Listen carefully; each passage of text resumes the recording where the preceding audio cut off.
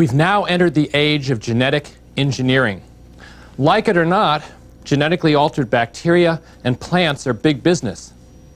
These organisms can be altered by brute force methods, by subjecting many different cells to genetic alteration and then selecting the cells that have been altered in a way we want. The alteration of an animal's genome is much, much more difficult, but rapid progress is also being made on that front. Now, in Lecture 53, we come to the human genome and its modification. This research is vital because we've learned a very sobering truth, that cancer and many other diseases are a consequence of errors in our genetic makeup. I have three main objectives in this lecture. First, I'm going to consider inherited genetic diseases and the progress in gene therapy attempts to cure these diseases. Then we're going to look at cancer. That's an acquired genetic disease that occurs when cells lose the ability to die.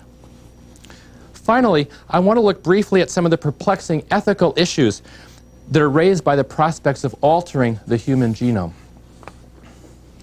Let's begin with the subject of gene therapy. Genetically engineered dinosaurs make a great story, as Michael Crichton found out, but human ailments are by far the central focus of today's genetic engineering of animals. Once a genetic disease has been diagnosed by gene typing, which we talked about in a previous lecture, we're faced with a question of how and whether the human genome should be altered to correct that disease. Genetic engineering of humans to cure an inherited disease is what's called gene therapy.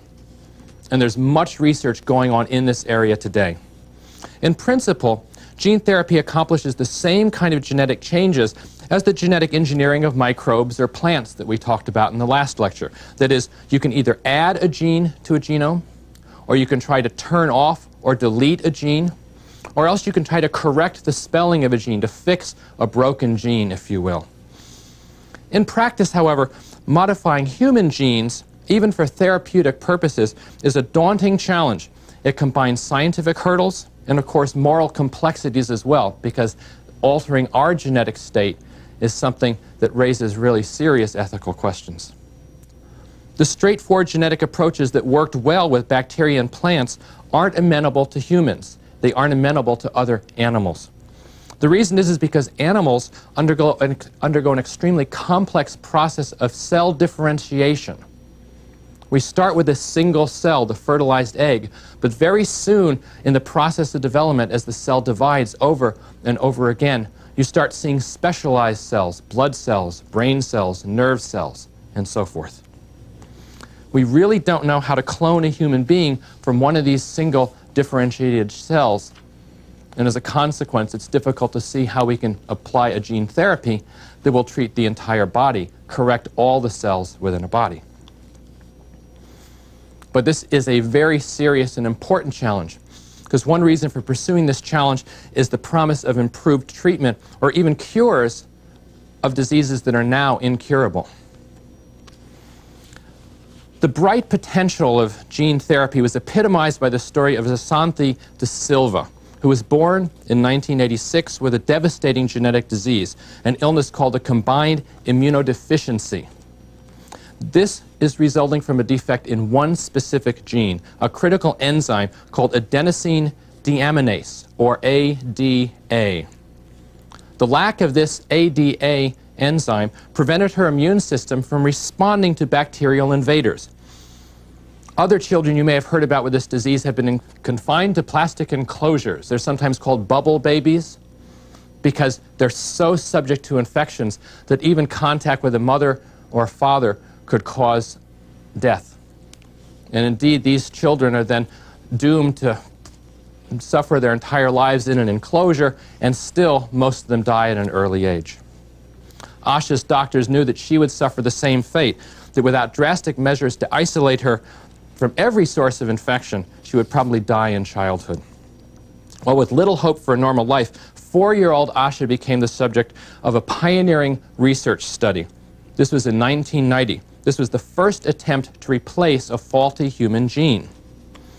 What researchers did was remove some of her blood cells. They just had a blood transfusion, basically. They modified these blood cells then with a correct version of the gene. And then they injected the cells back into her body. You can do this with blood, of course, because you can extract cells and then re-inject them into the bloodstream.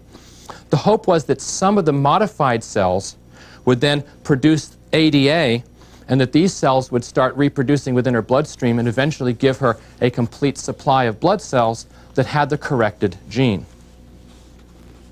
It seemed to work.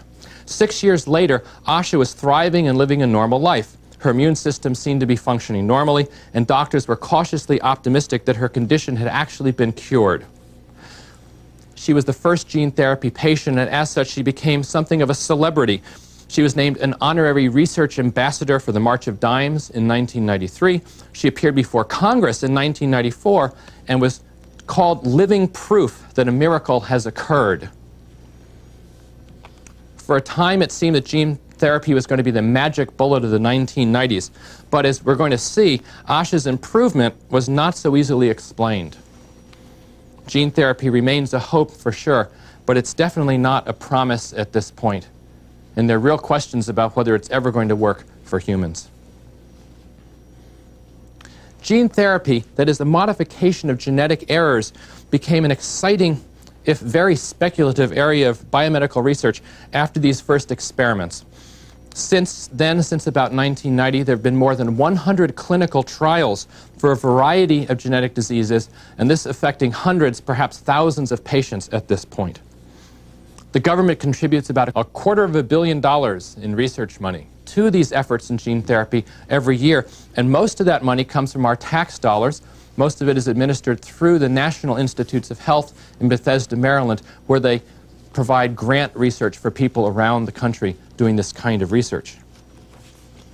Let me tell you about how these gene therapy experiments work. Gene modification therapies adopt a whole variety of disease-fighting strategies. Many of the trials focus on the introduction of specific normal genes to a human genome.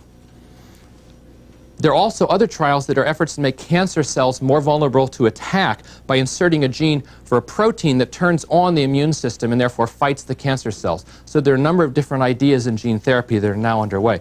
Still other gene therapies, these research attempt to thwart the AIDS virus by introducing genes for the proteins that coat HIV. Remember, viruses are just protein coats with a central bit of nucleic acid. If you can attack those proteins, you can attack the virus. And so that's another strategy that's being used in gene therapy today. In all these different research efforts, the scientific issues are clouded by emotional response to dying people, to children who are suffering, and also the huge financial return that's possible if you can invent an effective gene therapy for one of these diseases. So the ethical issues are difficult because they're clouded by these other emotional financial concerns. In essence, there's nothing really mysterious about these preferred approaches to gene therapy. At least in principle, it's quite simple. While the treatment of each disease is going to differ in detail, the basic strategy has been the same in all of these initial trials. Let me tell you about some of these strategies. In some instances, you have defective cells, for example, from the blood or bone marrow, and you can actually remove these cells. You can modify large numbers of the cells by trying to insert the correct segment of DNA or perhaps the complementary DNA. And then you allow that DNA to multiply, and then you reintroduce those cells into the body. Now that's possible with the blood, it's possible with bone marrow. It's not so easy if you have an organ, because it's not possible just to take out a chunk of an organ and put it back in the human body. The most difficult part of this therapy, when you use blood cells or bone marrow cells, is to insert the correct gene in the correct spot. This has to be done with a vector that actually takes a piece of DNA and then inserts it into cells. The most common vectors are built from retroviruses. Recall, these are viruses with RNA genomes. The RNA then uses reverse transcriptase to convert RNA within the cell to DNA, and that DNA can be inserted at times into the genome. Viral genomes can be engineered. We can actually create viruses that have human genes, human genetic information in them. And then you can use that virus as the vector to introduce the DNA. Retroviruses, remember, they survive by converting their RNA genomes into DNA, and then you insert the DNA into the target cell, and then you trick the cell into producing the proteins that the virus wants. And here, you actually carry this a step further. You trick a cell in your own body to produce a protein that the body should have been producing all along, but you had to tell the virus how to do it. It's a really kind of clever strategy. Molecular biologists actually talk seriously about genetic engineering with viral nose sprays. This would be especially effective for diseases of the lungs like cystic fibrosis. You actually give someone a nose spray that's laced with viruses which have been engineered to produce a human protein that the individual is unable to produce because of the genetic disease. Well, despite all the hype that surrounds gene therapy, not one of the many clinical trials has yet yielded definitive positive results. And many of these trials, such as proposed cures for cystic fibrosis, have been out-and-out failures. Very, very disappointing. In a sobering assessment, the National Institutes of Health issued a report in late 1995, and I want to read you a quote from that report. They concluded, "Clinical efficacy has not been definitively demonstrated at this time in any gene therapy protocol, despite anecdotal claims of successful therapy." Even that much publicized case of Asante da Silva, which I told you about, is ambiguous, for she's been receiving regular injections of synthetic ADA at the same time she had gene therapy. And it's possible that those synthetic injections are what cured her of the disease. One of the major difficulties of gene therapy, of all these insertion techniques, is that with only a few exceptions in experimental organisms, DNA introduced into a cell's chromosome is inserted essentially at random. You can introduce a virus, it can introduce a strand of DNA, but where does that DNA go? It can go just about anywhere in humans on any of the 23 chromosomes. In the case of bacteria or plants, where millions of individual cells can be altered at one time, you're probably going to get a few cells in which the DNA goes into a place where it can be expressed. And then you can extract those few cells and let them multiply and multiply and multiply until you have a pure strain of altered bacteria or a pure strain of plants. But in animals, you can't do that. You see, other genes are going to be ignored. They're going to be attacked by the cell's complex mechanisms. They repair errors in DNA sequence. But still, other DNA inserts are actually going to interrupt a critical cellular function. Indeed, attempting to insert a strand of DNA in a cell can actually kill the cell. Nevertheless, the most successful cells can be separated when you have bacteria and plants. You just can't do that as easily when you have an animal situation. With animals, the only hope is to modify enough cells so that some will produce the missing enzyme. At the same time, you don't want to kill off good cells. So that's the dilemma. Here's another problem. Gene therapy on human affects specific groups of cell in the body. It can't produce genetic alterations that can be inherited and then passed down to children generation after generation. So you're not really eliminating a disease, you're just curing the disease in one individual, and then the bad genes are still going to be passed on from generation to generation. What we'd really like to do is eliminate genetic diseases altogether. Appropriate techniques are already being developed to somehow improve breeding stock in agricultural animals and so forth. And that is possible because you can experiment on lots and lots of animals and just select the ones that are effectively modified. You just can't do that with humans.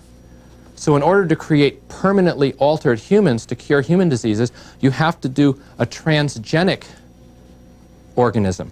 And that means you have to modify the sex cells, the sperms and the eggs that are carrying those defective genes, before fertilization occurs. You have to modify many, many eggs, many, many sperm before this happens, and then be able to select the correct egg and sperm and cause that fertilization to happen. And this raises, once again, many ethical questions when it applies to humans. Some of these modifications have become quite routine in experimental animals, for example, in fruit flies, in mice. These procedures involve injecting modified genetic material, a transgene into many of the fertilized eggs. In a few eggs, the new DNA may be incorporated into the host genome, although, once again, there's very little control over exactly where that's going to happen.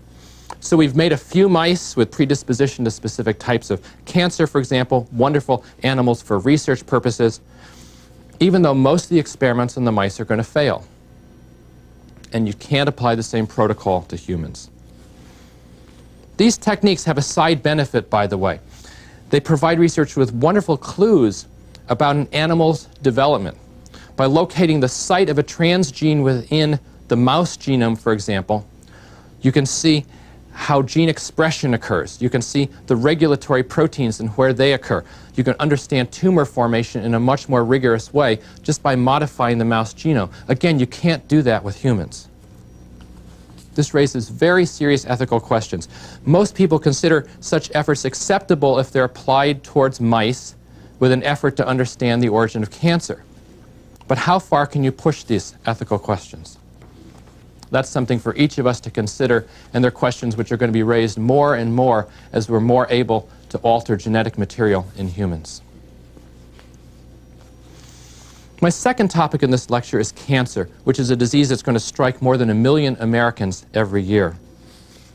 Not all diseases resulting from defective genes are inherited. They're not all hereditary. The human body is crafted from 100 trillion cells, and over time, genetic defects can be acquired while you're alive. Most of the time, regulatory processes orchestrate the death of cells that are defective, and then new cells arise to take their place. This is happening in your body all the time. Millions of cells every second are dying in your body, and millions of new cells are formed. The great irony of cancer is it results from the fact that certain cells lose the ability to die. They forget how to die. It's only recently that scientists have begun to understand what's fundamentally different between a normal cell and a cancer cell. A normal cell ages and then it dies. It has an internal clock. It has regulation mechanisms that keep track of the cell's life cycle. But a cancer cell is immortal because the clock's either turned off, or it's constantly reset, or sometimes the clock is just ignored. The death of cells is driven by an extraordinary property of cells. That is, cells often have the ability to recognize internal damage. If there's been mistake in DNA duplication, you either fix the damage or the cell dies. If the DNA has been duplicated more than once, if there's some chromosomes that are extra, you either fix that damage or the cell dies. If the chromosomes aren't successfully segregated when a cell divides, then the cells die. At each transition, the cell stops to check to see if everything's been done correctly. If it hasn't, the cell kills itself. There's several stopping points then along the life cycle of a cell. These are called checkpoints, and they serve as the essential guardians for life. The details of these cellular mechanisms remain largely unknown, but we do know the checkpoint machinery spots a defect in the cycle, and then it stops and either fixes it or causes the cell to die. That's the key idea here. So that you have damage and programmed cell death intimately tied as long as the cell machinery is intact. Cancer, it turns out, is a disease of continued unsupervised growth, and it occurs when this fundamental guardianship fails. If the cell cycle continues unchecked, then the cells keep reproducing, and a tumor forms. The result can be a terribly damaged cell that instead of dying, it just keeps thriving over and over again. And indeed, it can have profound damage to the genetic material in these cells. And in spite of that profound damage, the cells just keep reproducing. Over the past several years, scientists have succeeded in identifying several specific genes whose proteins produce the checkpoint pathways. What you find is if you have accumulated mutations in several of these genes, then that can lead to the development of cancer. In other words, defective genes, which cause defective proteins, result in cancer. But there's an important point here.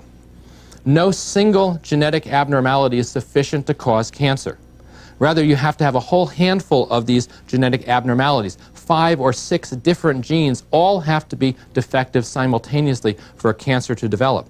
So how can you get 5 or 6 genetic defects at once? It turns out that many of the changes that are associated can be acquired or accelerated by exposure to certain kinds of environmental stresses. For example, the chemicals in cigarette smoke accelerate certain kinds of damage in your cell. Organic solvents, atmospheric pollutants, a bad diet even can cause acceleration of these genetic damages. The probability that any one single cell acquires the damage is very, very low. But remember, you have 100 trillion cells in your body, so there are lots of cells in which multiple hits may develop. This situation is quite different for individuals who are born with certain genetic defects.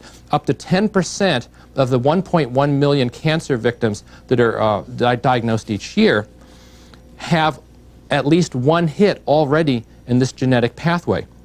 Because they carry that first hit, they're much more likely to develop cancer, because every cell in their body is already one step along the path. So these individuals can carry lifetime risks of 80 to 90% to develop cancer. Remember, every aspect of a cell's chemical makeup is controlled by genes that make regulatory proteins. So all aspects of the cell cycle, every checkpoint pathway has to in some way be related to a gene. And if these genes are defective, cancer can develop. Let me tell you about these genes. You can imagine that you're trying to push the cell through its cycle of testing to make sure it's okay. And you can think of this as sort of like an accelerator and a brake in your car. You want the car to move along smoothly, so you use the accelerator to speed up and the brake to slow down. Some genes, called oncogenes, act like accelerators that drive the cycle continuously forward. In tumor cells, these genes are inappropriately turned on all the time, and so they produce too much acceleration. It's like having your accelerator stuck in your car. You just keep pushing right on through the checkpoints. Other genes, called tumor suppressant genes, normally act as brakes, and they block the progress by stopping the cell at various points so you can check. And if the brakes aren't working, once again, your car is going to keep on moving through. So those are tumor suppressor genes. Then you have a third type of cancer susceptibility gene that encodes products that are directly involved with the DNA repair process, or the proteins that participate in programmed cell death. If you no longer are able to kill the cell internally, which is of course done with proteins, then once again the cell just keeps on living, keeps on reproducing. This has led Paul A. Marks of the Memorial Sloan Kettering Cancer Center to give the following quote. He said, "Over the next few years, for every major cancer, prostate, colon, lung, and ovarian, as well as many of the rarer forms, a damaged or mutated gene or genes will be identified whose presence increases the risk for specific cancer or cancers." In other words, if you're born with certain genetic defects, which are carried in every one of the 100 trillion cells in your body, you have a much higher chance of getting cancer. I know about this from intimate experience because my wife's family has such a genetic defect. Some members on her father's side carry a very rare cancer susceptibility disease called Lynch syndrome. Individuals born with this genetic hit have that bad gene in every cell of their body. And apparently in the colon, it particularly leads to increased risk for cancer. Almost everyone who has this gene develops colon cancer by about the age of 40 or 50. Once the gene is broken, it seems that it's just a matter of time before other accumulated damage in the cells of the colon wall get their hits, and then the cancer develops. The family medical history is really sobering. Her father was diagnosed with colon cancer at about the age of 50. Fortunately, they caught that in time, and he had an operation and was safe. But his mother died of colon cancer at the age of 40. Her mother died at the age of 40, and two of her sons died, one of them in his 20s. And you see, the insidious thing about this disease is the cancer doesn't really develop until after childbearing years, so the cancer is kept passing on from generation to generation. It's a dominant gene, so that means if your parent has it, then you have a 50-50 chance of having it too. So my wife, does she have it? There's a 50-50 chance. We don't know. Her brother, a 50-50 chance. And if one of them has it, then each of their children has a 50-50 chance as well. At present, there's no diagnosis. We don't know what gene it is. We don't know what chromosome it lies on. So all we can do is each year, each member of the family has to have a colonoscopy, which is an expensive and uncomfortable procedure in order to make sure that the cancer hasn't yet arrived. We're desperately hoping that a simple genetic test is going to be developed for this disease, but you can see how immediate and important this kind of research becomes to a family like ours. Well, what about a cure? The growing recognition of a genetic basis of cancer points to new approaches for its treatment that actually involve fixing genes, a gene therapy. See, a physician can determine which genes are defective and at which checkpoints damage is occurring. And then you may be able to develop drugs that target these potential vulnerabilities. You may be able to artificially control those checkpoints. The future research to cancer, to curing cancer, which is a disease that's going to strike 1 in 3 of us over our lifetimes, lies in the identification and understanding of cancer susceptibility genes. And of course, the way they act on cells. Someday we can hope that therapies are going to be tailored to specific genetic fingerprints of each person's cancer. But that requires discovering and identifying a growing list of inherited and acquired cancer susceptibilities and determining the best treatments for each individual as it works. Well, to end, I want to consider some of the ethical implications of the genetic alteration of humans. Where are we going to draw the line? With only a few years of research under our belts, no one in gene therapy can predict at all where this research might lead eventually down the road, 50 or 100 years. And here you have to draw some ethical distinctions. Very few people, I think, would draw the line in saying you shouldn't cure a genetic disease in a child who is going to die. If you have an infant who's not going to survive past his or her 5th or 6th birthday, and you can apply a gene therapy, this, for example, just a viral nose spray, you're going to do it. At least most people are. But what about lesser ailments?